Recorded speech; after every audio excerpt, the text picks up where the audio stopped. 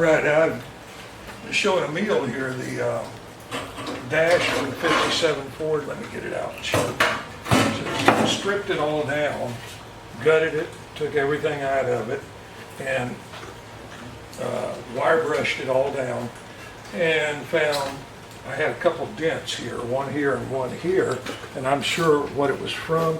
The glove compartment stuck, and somebody went bam, hit that, because you could see the heel of the fist. And then over here, there was another dent where they probably did that. So I knocked them out from the backside, then I bondoed over them and got them pretty flat and got them done. So down here, this is where the ashtray was, right in here.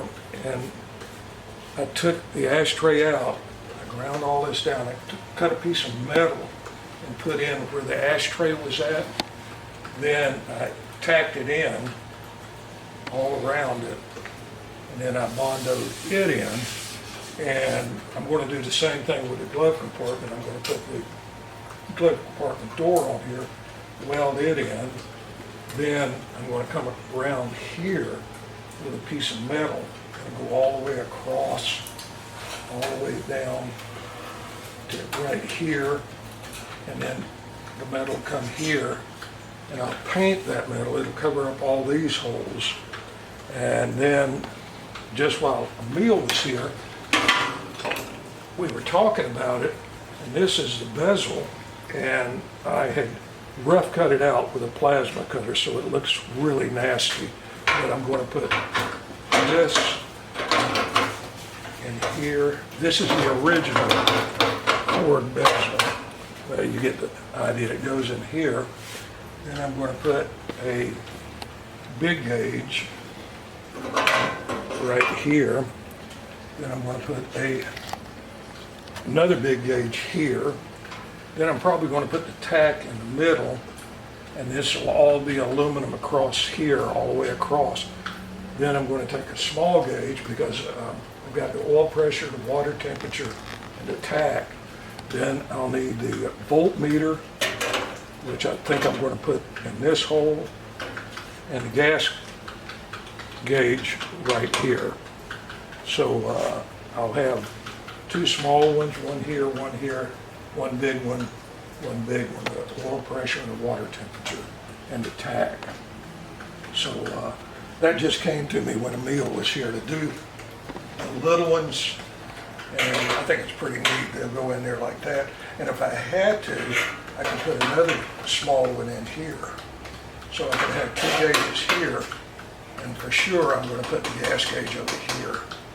So it's kind of neat doing this stuff, because you can think of all kinds of ways to put it in.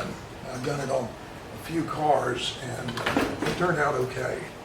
But I'd taken the back side of this also and cleaned it all up on the back side, and then put the Herculiner on the back.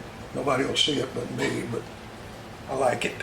So turned out pretty nice. And then the Ford, I have gone inside and I cleaned it up real good, the floor, and I sprayed it with bed liner, and then I'm going to put the Dynamat on top of that, and then put the carpet down.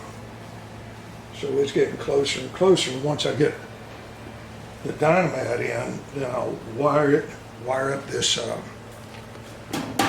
dash and put it in also. So okay. Then in the back, I've ordered the metal to put some aluminum back in the back where it kind of breaks up the all black, and you'll be able to see stuff. So that's coming up. So we're getting closer and closer.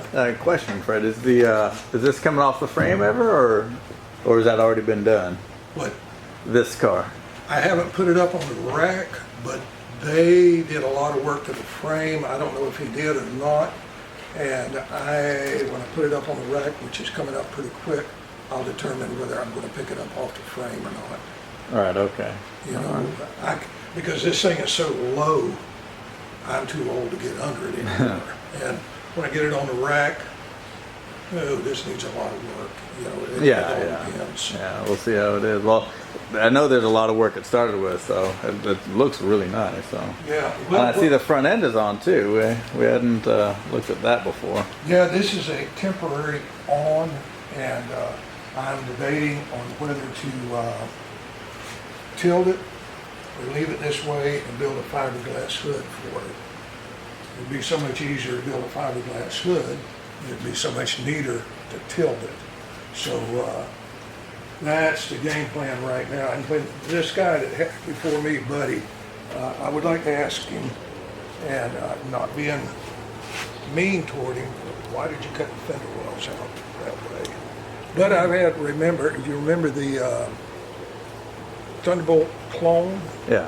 there were no fender wells in it, and I built fender wells for it, and it turned out real nice. Yeah. So- There's a plan right there. Yeah, I may do that. I haven't decided yet.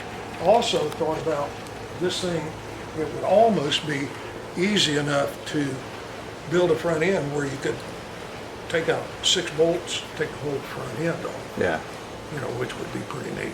that would be. Yeah, so I'm still got that going around in my head, but you're talking about going underneath.